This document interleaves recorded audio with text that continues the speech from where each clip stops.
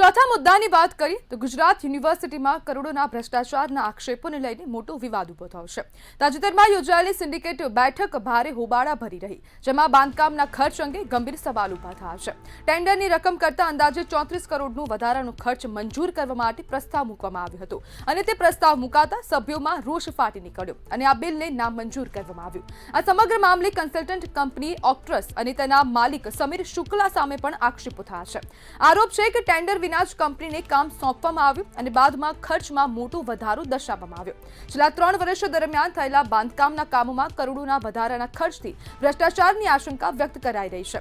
Syndicate સભ્યોએ માત્ર બાંધકામ જ નહીં પરંતુ યુનિવર્સિટીની એફડીમાંથી થયેલા ખર્ચો, બહારથી લાવવામાં આવેલા ઉચ્ચ પગારધારી અધિકારીઓની ભરતી, ગિફ્ટ ખર્ચ અને સેક્શન 8 કંપનીઓમાં નાણાંના ઉપયોગ અંગે પણ વિગતવાર જવાબ માંગ્યો છે। સમગ્ર મામલો હવે સરકાર સુધી પહોંચ્યો હોવાની ચર્ચા વચ્ચે યુનિવર્સિટી તંત્ર સામે પારદર્શિતા અને જવાબદારીના મોટા પ્રશ્નો પણ ઊભા થઈ ગયા છે। જ્યારે કુલપતિ અને રજિસ્ટ્રાર પાસેથી ખુલાસા માંગવામાં આવ્યા છે। સિન્ડિકેટ સભ્યો દ્વારા હવે આ ખુલાસાની માંગણી કરવામાં આવી છે કે કુલપતિ અને રજિસ્ટ્રાર બંને લેખિતમાં હવે આ જે તમામ ખર્ચો થયા છે તે જવાબ આપે। જ્યારે કુલપતિ નિર્જા ગુપ્તા અને રજિસ્ટ્રાર પિયુષ પટેલની પાસે સિન્ડિકેટ સભ્યોએ ખુલાસાની માંગણી કરી છે અને તેવી માંગણી કરવામાં આવી છે કે લેખિતમાં જવાબ આપવામાં આવે।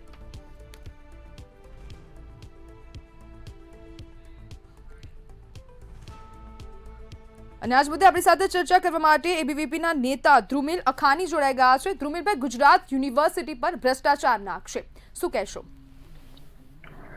જી બેન, આપણે સૌ જાણીએ છીએ કે ગુજરાત યુનિવર્સિટી ખાતે જે હમણાં ક્યાંક ને ક્યાંક ગુજરાત યુનિવર્સિટી જ્યારે વિદ્યાર્થી હિતમાં ઇન્ફ્રાસ્ટ્રક્ચર ડેવલપ કરી રહી હોય ત્યારે એ આવકાર્ય છે, પરંતુ એ વિદ્યાર્થી હિતને નેવો મૂકી અને ઇન્ફ્રાસ્ટ્રક્ચરની આડમાં જ્યારે એ વિદ્યાર્થીઓ કે જે અલગ અલગ ગુજરાતના ખૂણે ખૂણેથી અહીંયા આગળ ભણવા માટે આવતા હોય છે, સામાન્ય પરિવારમાંથી આવતા હોય છે, એમના વાલીઓ એમને પેટે પાટા બાંધી અને એમની ફીસ ભરતા હોય છે, ત્યારે ક્યાંક ને ક્યાંક એ વિદ્યાર્થીઓની ફીસ જે છે એ ખાનગી કંપનીઓની ને લાણી કરતાની ઘટના એ આપણા સૌને ધ્યાનમાં આવી છે।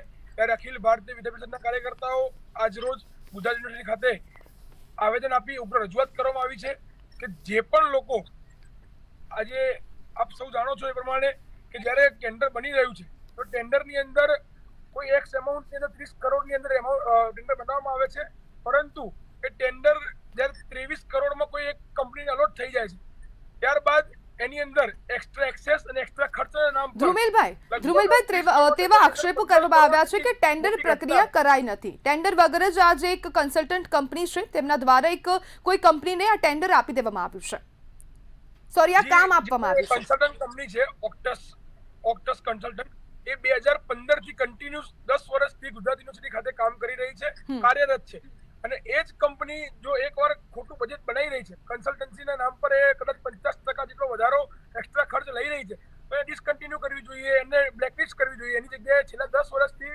ગુજરાત યુનિવર્સિટી દ્વારા વારંવાર એની જ કંપનીને ક્યાંક ને ક્યાંક કામ આપવામાં આવી રહ્યું છે, એટલે ક્યાંક ને ક્યાંક ગુજરાત યુનિવર્સિટી પણ આમાં સંડોવણી ધ્યાનમાં આવી રહી છે। આમાં કોઈક ને કોઈક લોકોનો સ્વાર્થ છે, એ લોકો પણ એને બ્લેકલિસ્ટ નથી કરી રહ્યા અને એને કન્ટિન્યુ કરી રહ્યા છે। ધ્રુમિલભાઈ, શું હવે કુલપતિ અને રજિસ્ટ્રાર કોઈક ખાનગી કંપનીને અથવા તો પોતાના અંગત માણસોને એક ફાયદો કરાવવાનો પ્રયાસ કરી રહી છે? આમાં સ્પષ્ટપણે એવું દેખાય છે કે જે બાંધકામ સમિતિ છે એ બાંધકામ સમિતિની અંદર આ પાસ થયેલો વિષય છે અને બાંધકામ સમિતિની અંદર વાઇસ ચાન્સેલર પોતે પણ હાજર હોય છે, રજિસ્ટ્રાર પોતે પણ હાજર રહેતા હોય છે। એ લોકોની હાજરીમાં વસ્તુ એક્સ્ટ્રા ખર્ચના નામ પર 2023 થી ચાલી રહી છે, એટલે 100% એમને પ્રશ્ન પૂછવા માંગુ છું કે આપે આ કઈ રીતે મંજૂર કરી શકો છો કે 30 કરોડની વસ્તુનો 15 કરોડના એક્સ્ટ્રા ખર્ચના નામ પર કઈ રીતે પાસ કરી શકે છે ગુજરાત યુનિવર્સિટી? એટલે એ લોકો ઉપર શંકાની સોય છે, એ 100% જઈ રહી છે। ધ્રુમિલભાઈ, આપને શું લાગે છે કે જે આ જવાબદારો જે લોકો છે તે લોકોની સામે જો ગુનો સાબિત થશે અથવા તો ભ્રષ્ટાચાર સાબિત થશે તો તેમની સામે શું કાર્યવાહી કરવી જોઈએ? અમારી સ્પષ્ટ માંગ રહી છે કે જે પણ લોકો આ જે કંપનીઓ જે ખોટું કામ કરી રહી છે એ દરેક કંપનીને બ્લેકલિસ્ટ કરવામાં આવે અને એ લોકોના જે પેમેન્ટ છે એ પેમેન્ટ ત્વરિત ધોરણે અટકાવી દેવામાં આવે, જેથી કરીને આગામી સમયની અંદર જે ભૂતકાળમાં જે આ લોકો પૈસા લીધા છે એ રિકવરી કરી શકાય અને ગુજરાત યુનિવર્સિટીની અંદરથી પણ કોઈ લોકો આમાં સંડોવાયેલા હોય તો કડકમાં કડક કાર્યવાહી કરવામાં આવે, કેમ કે 34 કરોડ એ ખૂબ મોટો આંકડો છે। જ્યારે વિદ્યાર્થી લેટ ફી ભરે છે ને ત્યારે વિદ્યાર્થી પાસેથી પેનલ્ટીના નામ પર પૈસા ઉઘરાવવામાં આવે છે। તો અમારો પ્રશ્ન વાઇસ ચાન્સેલરને છે કે જે લોકો પૈસા લઈ ગયા છે, લૂંટી ગયા છે યુનિવર્સિટીને, એને શું વ્યાજ સાથે રિકવરી ગુજરાત યુનિવર્સિટી કરશે અને અમારી સ્પષ્ટ માંગ છે કે એની પૂરેપૂરી રિકવરી દરેક પૈસાનો એક પૈસાનો હિસાબ વિદ્યાર્થીનો જે છે યુનિવર્સિટી આપવો પડશે. જી બિલકુલ ધ્રુમિલભાઈ, જોડાવા બદલ આપનો આભાર.